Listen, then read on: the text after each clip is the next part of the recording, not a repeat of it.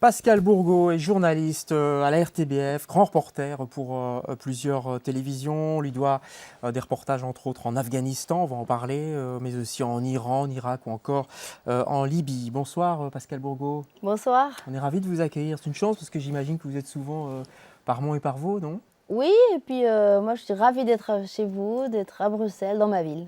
Vous avez déjà compté le nombre de temps où vous êtes à Bruxelles ou en France, mais en tout cas pas dans le monde entier, parce que vous voyagez beaucoup, j'imagine. Oui, alors bon, ça dépend des moments. Là, je fais beaucoup pour le moment d'Iran. Et beaucoup Ouais. bon, je suis toujours restée dans ma région. Mais c'est vrai que, voilà, ça dépend des années en fait. Mais oui, oui, je voyage beaucoup et j'ai toujours mes valises. Alors, plus je fais des valises, moins je suis capable de les faire. C'est-à-dire que, C'est vrai? ah oui, oui, c'est inversement proportionnel au nombre de Parce qu'on a voyages. l'impression que vous avez l'habitude maintenant. Non, non, La valise, elle est quasi faite. non, non, moi Finalement, j'ai vous la défaites pas, non? non, non, mais on a toujours besoin de quasi sa caravane de chameaux parce qu'on a l'impression qu'on va manquer de tout. Et donc voilà, je suis toujours incapable de faire des valises et elles sont rarement, il manque toujours un truc. Donc Ouais. voilà. Surtout que vous n'allez pas dans des pays faciles, on va en parler. C'est moins qu'on puisse dire d'ailleurs. Je voudrais juste qu'on dise un mot sur cette bande dessinée qui vient de sortir, que j'ai ici, Les larmes du Seigneur afghan. Voilà, je vais la montrer. En général, les reporters se mettent plutôt derrière leur reportage, derrière le sujet. Là, vous vous mettez en avant. Qu'est-ce qui vous a poussé à vous mettre en avant? On vous voit même sur la couverture. Alors, il faut bien savoir que en fait, l'idée vient pas de moi, hein. Il faut rendre César ce qui est Allez-y. à César. C'est Dupuis qui a eu l'idée, qui voulait faire, même pas cette histoire-là, c'est-à-dire qu'il voulait faire Sécotine, il voulait parler de Sécotine, qui est une petite reporter qui est là avec Spirou et Oui, qui c'est vrai. régulièrement, Oui, voilà, oui. qui dame le pion à Spirou, qui essaie d'aller plus vite, etc. Et il voulait refaire une série d'albums sur elle. Alors, ils m'ont contacté. Et puis, il y a un scénariste en même temps qui a eu plus ou moins la même idée, voilà, qui m'a contacté. Puis, j'ai commencé à raconter mes reportages. Assez rapidement, on s'est rendu compte que c'était l'Afghanistan. Et puis, moi, je leur ai dit, mais moi, je ne sais pas vous inventer des histoires. Je vais vous raconter ce que j'ai fait, mes reportages, la réalité, le terrain. Et au fur et à mesure, ils se sont dit, mais en fait, Pascal, c'est pas Sécotine. La réalité dépasse la fiction, donc on va se centrer sur Pascal. Sécotine, on le fera par ailleurs. Et on va raconter l'histoire de ces Ouais. reportages de Pascal et de son équipe. D'autant plus qu'en bande dessinée, depuis quelques temps quand même, elle se renouvelle fort. Et il y a une espèce de mode, entre guillemets, de la bande dessinée reportage. Absolument. Il y en a une autre qui était faite sur une faillite ici en Belgique dans une entreprise. Puis on en connaît beaucoup en France aussi. Ça fait partie de ce mouvement-là. Oui, et alors c'est venu, c'est-à-dire c'est venu naturellement. C'est-à-dire qu'à partir du moment où on a décidé de ne pas faire de la fiction, Sécotine, recréer un personnage un peu à la Spirou, un peu rigolo, etc. Moi j'ai dit, la seule chose, c'est que moi je sais que vous raconter la réalité. Je suis journaliste. Alors on a commencé avec le scénariste, j'ai raconté, j'ai raconté, j'ai raconté. Et puis j'ai dit, je veux être là de A à Z. C'est-à-dire c'est pas seulement je raconte mon histoire et puis tu fais le scénario. Non, je veux coécrire. Première chose. Et puis deuxième chose, il faut qu'on soit crédible. Donc il faut que Bien sûr. ce qu'on dessine, ce qu'on raconte, les dialogues, alors tout est réel, tout est recréé évidemment, parce qu'il faut quand même que ça tienne dans 83 pages, donc voilà. Mais sinon, tout est réel. Et ça a été très compliqué, à la fois pour le scénariste et pour le dessinateur, bien sûr. Qu'est-ce que la bande dessinée apporte de plus qu'un reportage filmé? Alors ce qui est extraordinaire dans la bande dessinée, c'est qu'en fait, on est Dieu. On décide de la Ah bah oui, lumière, évidemment. on décide où on met la caméra, on décide des dialogues, on décide de la séquence des choses. Enfin, genre, c'est génial. Même quand on raconte le réel, je veux dire, il y a un certain nombre de paramètres qui sont... Et là, on n'est pas tributaire ni de la météo. Donc, on est Madame Météo le matin, on est Monsieur éclairagiste à 10 Vous êtes heures, toute on est puissante, tout. quoi. Ouais, c'est Ouais. génial. La seule chose, c'est que la vraie différence, c'est que par rapport au film, puisque en fait, c'est le making-of d'un film, Ouais. d'un documentaire, le documentaire, c'est centré sur le sujet, sur ce seigneur de guerre, l'Afghanistan, les Afghans. Ici, on a fait un pas en arrière. C'est le scénariste qui m'a qui m'a amené sur ce terrain-là qui n'était pas du tout habituel pour moi, qui était de C'est vous? raconter, voilà, Ouais. raconter mes émotions, qu'est-ce que je sentais à C'est ce une moment-là. première, ça, pour vous, Pascal Bourgault, Oui, parce que quand on est journaliste, on n'a pas l'habitude de ça, non, évidemment. complètement. Ouais. Là, c'est vraiment une grande découverte. C'est-à-dire qu'évidemment, quand on est journaliste, vous le savez, on est pudique. Oui. Oui. On regarde les autres, on s'intéresse aux autres et on essaie de transmettre le mieux qu'on peut l'histoire des autres. Et là, tout d'un coup, Vincent, le co-scénariste, il me disait non, mais attends, ton histoire Là, je d'Afghan, veux te là, voir, toi. C'est ça. voilà, Ouais. qu'est-ce que tu sentais à ce moment-là? Est-ce que tu avais peur? Est-ce que tu as pleuré? Est-ce que tu as rigolé? Est-ce que tu avais envie de voir ton fils? Est-ce que tu en avais marre? Est-ce que t'avais envie... Je me dis, mais on s'en fout, c'est pas intéressant. Elle me dit, mais si, si, si, si. Alors, c'est lui qui m'a amené sur ce terrain-là de se raconter soi, qui est un exercice que je ne connaissais pas du tout, vraiment. Est-ce que c'est voilà, c'est un événement, même si je crois qu'il y a un album qui se prépare sur Oui, l'Iran, c'est oui, ça, hein? oui, oui. Mais est-ce que ça influence vos reportages? Parce que vous continuez évidemment à être journaliste reporter, donc est-ce que ça les influence maintenant, cette BD? Non, c'est-à-dire que, Non, non, c'est non. quelque chose Oui, d'à part. oui, oui, c'est-à-dire que je sais que ça, c'est l'exercice de la BD, et je sais aussi que maintenant, d'ailleurs, la prochaine album, on travaillera différemment, c'est-à-dire que l'équipe de la BD, on va partir ensemble en Iran. Ici, c'était très différent. C'était un reportage qui était fait, le scénariste n'a pas été en Afghanistan et le dessinateur non plus. D'ailleurs, entre parenthèses, il est italien, il vit en Chine. Ouais. Il n'a jamais été en Afghanistan, il parle à peine français, donc on a échangé des emails. C'est ça, c'était par ordinateur, quoi. Non, Ouais. bon, alors, il a vu des photos, il a vu le film, Ouais. on s'est vu et tout, Ouais. hein, mais On va parler un peu de l'Afghanistan tout de même, parce que vous y avez été pendant 10 ans, je crois, et à mon avis, c'est pas fini. Tout d'abord, il y a eu des élections, là, Oui. en premier tour en tout cas. C'est passé de façon assez modérée, j'ai l'impression, non? oui, oui, c'est-à-dire qu'ils ont réussi l'exercice, tout le monde prévoyait le cataclysme, voilà, les talibans ont fait œuvre de terreur, etc., pour bien enrayer le processus, mais finalement les Afghans ont été tout à fait à la hauteur, ils ont voté. Bon, c'est pas, tout le monde n'a pas pu voter, mais enfin, le processus s'est relativement bien passé. Il y a eu dépouillement apparemment qui s'est bien passé, il y a 2 candidats qui sont sortis, enfin, je veux dire, un deuxième tour, bon.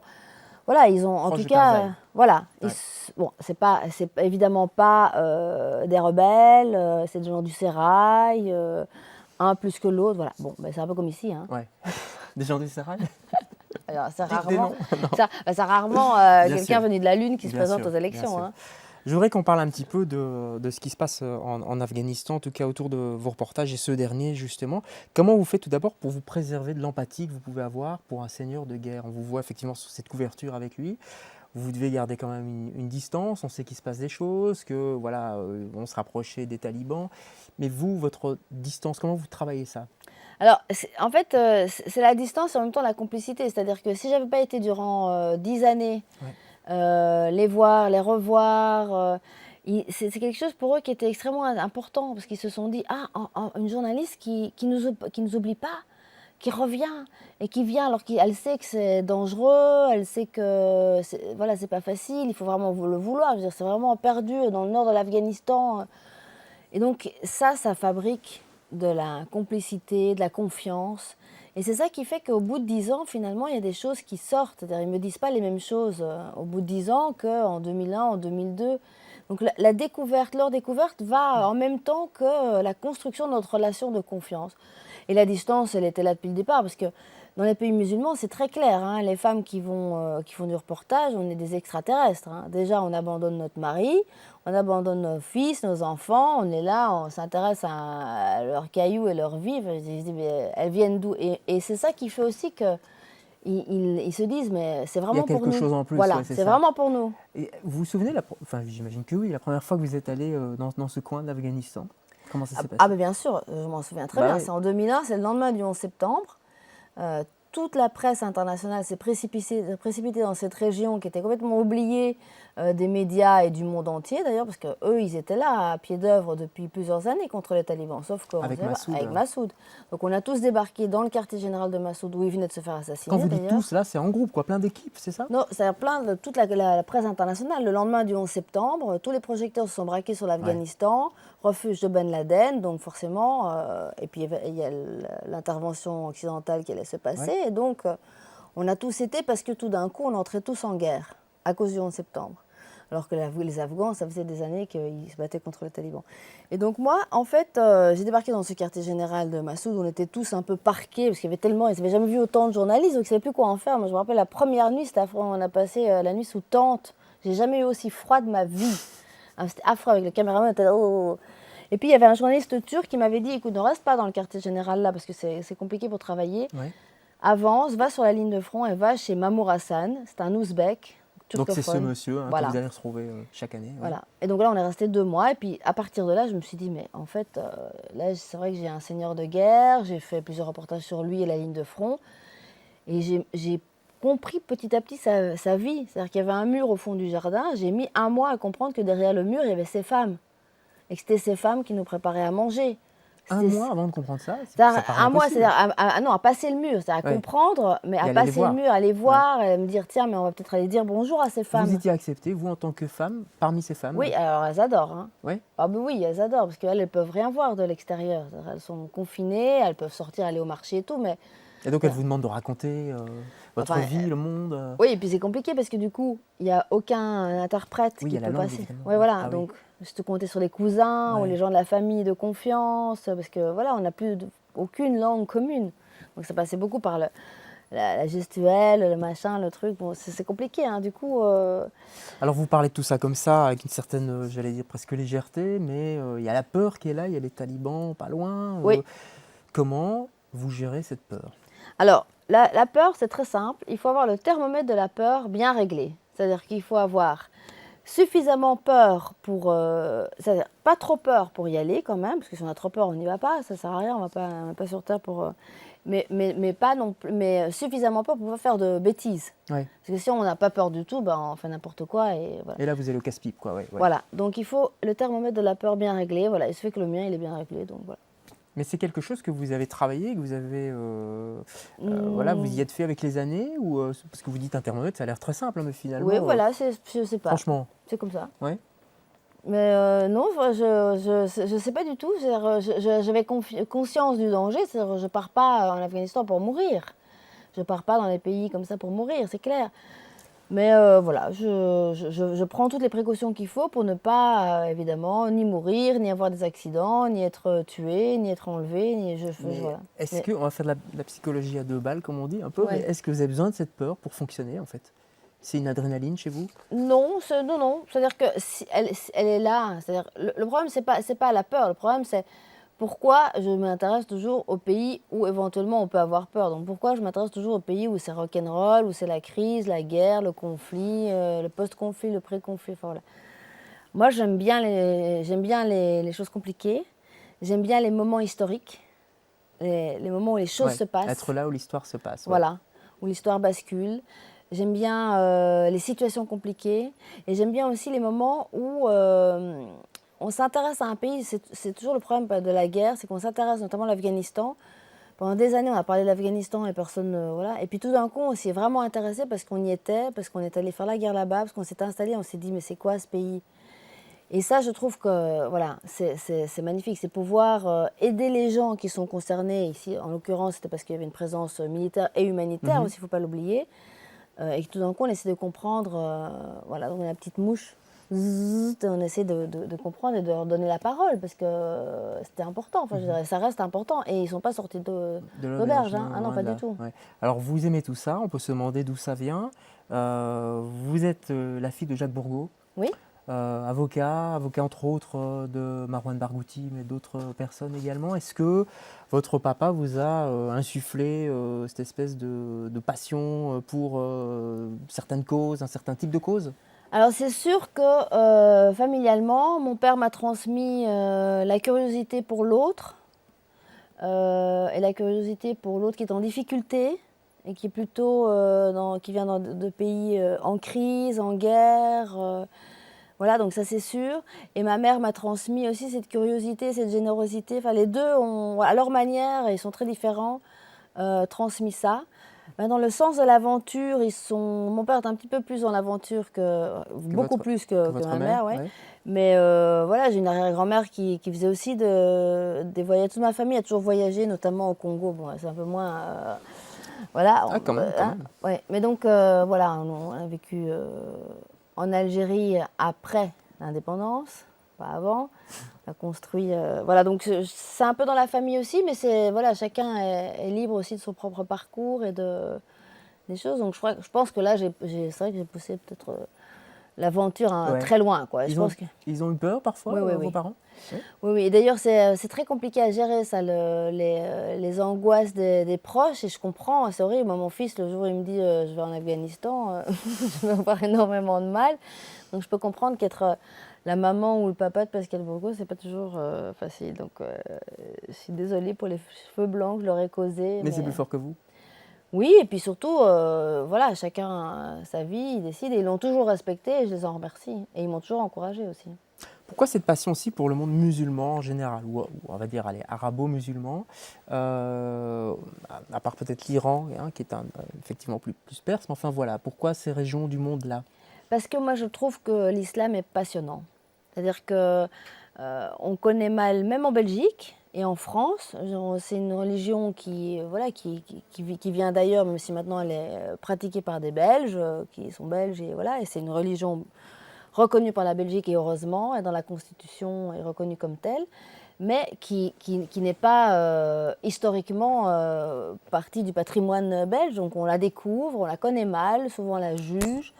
Et Voilà. souvent elle est stigmatisée, particulièrement en ce moment, d'ailleurs, parce que ça Absolument, fait longtemps. absolument. Et alors c'est comique parce que moi j'ai un regard très différent sur l'islam, parce que les pays où je vais, ils sont tous musulmans, Oui, et ça va. donc il n'y a pas d'islamophobie Bah dans les non, pays où ça vous va, ils allez. sont tous musulmans, et Oui. il y a des papas, des mamans, des familles, des conflits entre les gens, ou pas de conflits. Enfin, je veux dire, c'est pas aussi divisé. C'est-à-dire, il y a pas nous qui regardons, tiens, oh là là, la mosquée. Mais non, c'est-à-dire, là, il y a des mosquées. Enfin, donc, alors après, il y a des problèmes internes, voilà, des problèmes entre chiites, sunnites. Je veux dire, évidemment, c'est compliqué, mais c'est-à-dire, la pratique de la religion est pas est quelque chose de relativement normal. Après, il y a des Ouais. fanatiques, voilà. Mais le prisme est différent. C'est-à-dire que du coup, on entre dedans. Par exemple, en Afghanistan, dans cette BD et dans le film, ce que j'explique, c'est que le seigneur de guerre, il est très religieux, il est très pratiquant, il est très conservateur, mais il est contre les fanatiques et contre les talibans.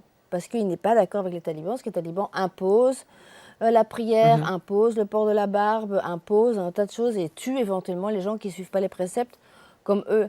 Et donc il a une vision très démocratique de l'islam. Il dit voilà, l'islam c'est pas ça. L'islam c'est ok, on fait sa prière, on respecte la religion, mais on ne peut pas tuer les gens au nom de l'islam. Ça n'existe pas dans l'islam. Et je trouve que pour un gars qui a son petit âge et qui vit en nord de l'Afghanistan, dans un bled perdu, c'est extrêmement moderne. Mhm. Mais C'est en même temps assez rare, non? Et c'est comment? complètement. Ah Ouais, non, comme complètement. Oui, discours. oui, oui, oui, Ouais. complètement. Je veux dire, le village d'à côté, le chef local, il n'est pas aussi moderne. Ouvert. Donc, enfin, moi, en tout cas, ça m'a touchée comme histoire Mhm. aussi, parce que c'est un message. C'est-à-dire, voilà, là, il y a le même dilemme qu'on peut trouver ici, hein. Il y a des gens, il y a des musulmans démocrates qui se battent pour que la religion Oui, soit oui. respectée en tant que telle, avec des préceptes religieux, mais qui respectent la démocratie comme ils sont, c'est-à-dire en Belgique. Et puis d'autres qui voilà, qui n'ont pas compris que ni là, ni en Afghanistan, ni en Belgique, ni nulle part, voilà, on peut... voilà, donc c'est un peu intéressant comme parcours.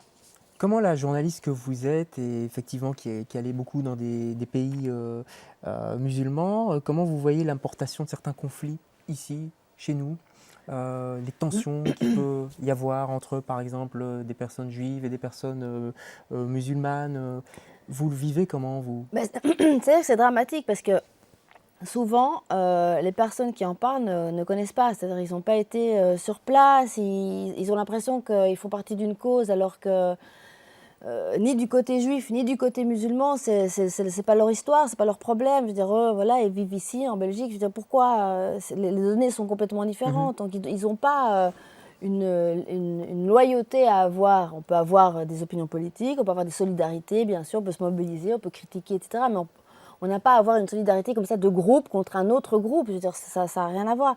Et je pense que c'est compliqué, parce que c'est un prisme qui n'est pas le bon. C'est-à-dire qu'il faut Et c'est vivre. dangereux C'est pour dangereux, oui. l'Europe, voilà, Oui, je tout le pense monde? oui, je pense il faudrait, ou alors il faudrait faire des voyages organisés pour aller voir les gens là-bas, Ouais. et alors qu'ils sachent de quoi ils parlent, parce que il y a des Juifs israéliens qui sont pour la paix et pour un État palestinien. Il y a des Palestiniens qui sont plus modérés à l'égard des Juifs parce qu'ils travaillent avec eux. Enfin, je veux dire, c'est beaucoup moins simple que ce que ça en a l'air à la télé. Ouais. Vous êtes bien placé pour savoir qu'à la Ouais. télé, c'est toujours... Le prisme, la réduction. Ouais. voilà. Et donc, Ouais. c'est compliqué. Donc, moi, je pense que vraiment, il faudrait faire des voyages organisés.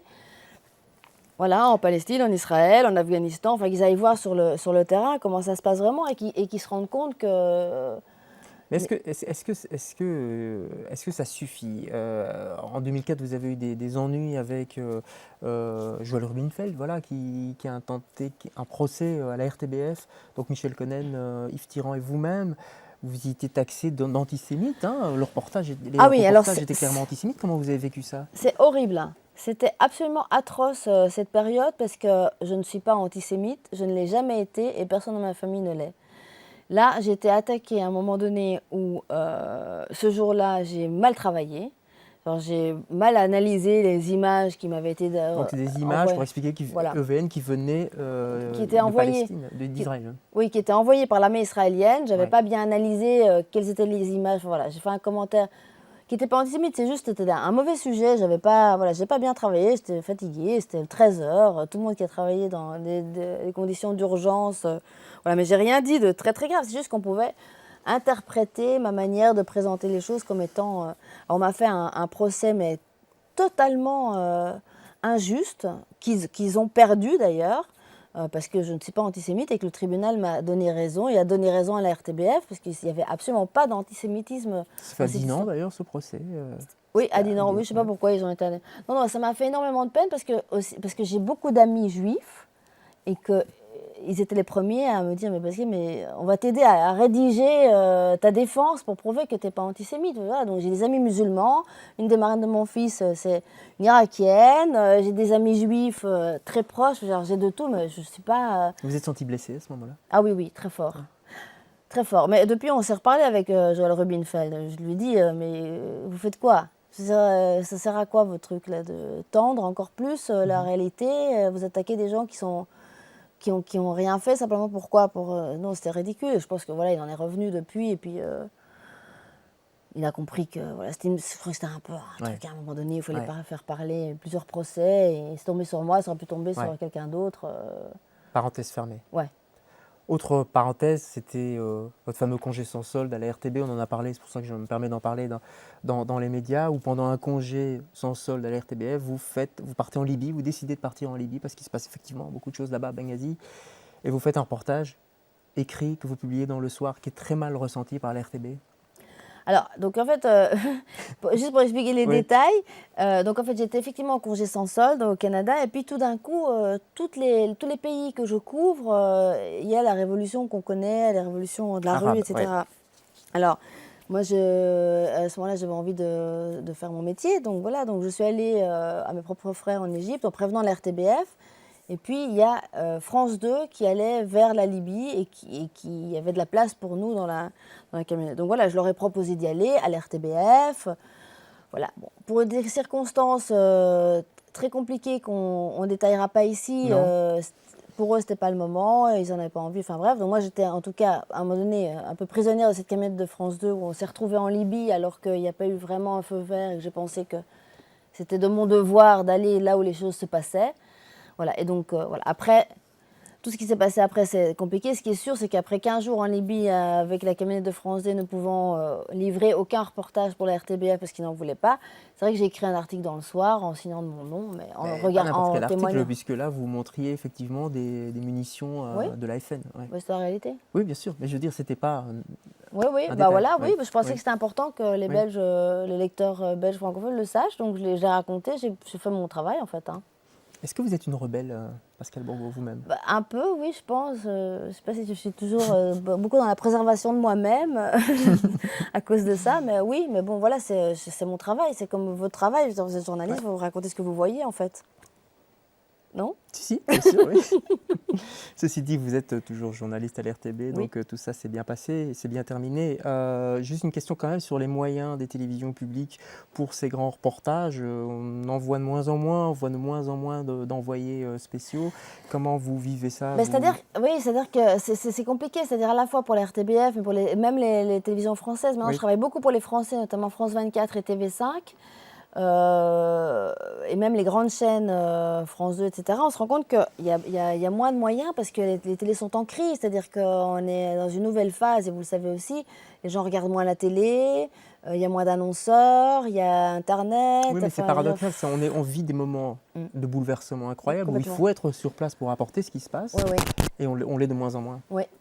Je pense qu'on va revenir à une économie de reportage moins onéreuse. C'est-à-dire on va revenir plus dans une économie de chaînes où voilà, on doit faire des voyages avec moins de moyens, mais on va devoir continuer à raconter les choses. C'est pas possible. Ou alors on va faire de la mauvaise télé et c'est pas possible. Donc je pense qu'on on ne se passera jamais des journalistes. On aura toujours besoin de gens qui vont fouiller sur place et qui racontent des histoires que personne ne raconte. Et que voilà, c'est peut-être pas le moment et tout ça, mais voilà, on les raconte quand même. Et puis voilà, je pense que c'est compliqué, oui. Ouais. C'est passé l'époque des chaînes qui avaient de l'argent. Enfin, moi, l'Afghanistan, et je ne suis pas non plus super vieille, mais en 2001, on est resté quasi 2 mois. Bah, plus jamais. C'est fini, c'est Mais impossible. jamais. Ce qui est dramatique, l'émission tire à sa fin, mais c'est par exemple la Syrie. Il n'y a quasi plus de journalistes pour l'instant. On ne sait pas ce qui se passe, on ne peut pas le rapporter. Qu'est-ce que ça vous laisse comme sentiment, ça? Alors, la Syrie, le problème, c'est que c'est devenu extrêmement dangereux. Donc, il y a une série de journalistes qui ont continué à y aller. On a vu ce que ça a donné. Ils ont été pris en otage, ils sont pris pour cible. Parce que maintenant, tout le monde a compris, dans les fanatiques qui ont besoin de financer leur guérilla, ils ont compris que là, il y avait une espèce de paquet de dollars qui se baladent. Les otages, oui, oui, voilà. Oui, c'est de l'argent. Ouais. Oui, c'est ça. Les journalistes, c'est devenu des paquets de dollars. Donc, on prend le journaliste, on prend l'humanitaire, on prend...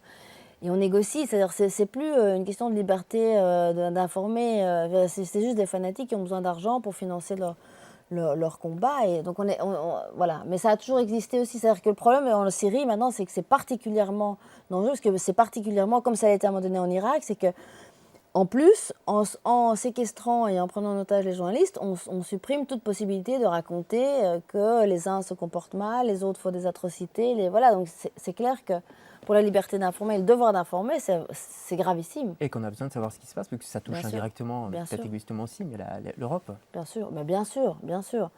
D'ailleurs, c'est pour ça qu'on ne fait pas grand-chose, hein, finalement. Ouais. Tout dernier mot, vous essayez à la présentation depuis Oui. peu, sur France 24, c'est ça? Non, Sur TV5, oui. oui, TV5. Ça vous amuse, ça? Ah C'est oui, autre oui, chose, alors hein? c'est complètement différent. Comme je dis, c'est un travail que je ne connaissais pas, parce que moi je connais que le travail de reporter ou le travail un peu au desk avec des images, etc. Et alors là, voilà, je découvre qu'en fait, être présentateur, c'est un vrai travail. Et ça rassure les vôtres, peut-être, j'imagine, non? Ils se disent, Ah, ah, elle est là, elle est à Paris, elle ne bouge plus. C'est clair que le danger au studio, c'est nettement plus calme. moindre. Merci beaucoup, Pascal. Merci à vous, c'était Merci. magnifique. Merci beaucoup. Merci.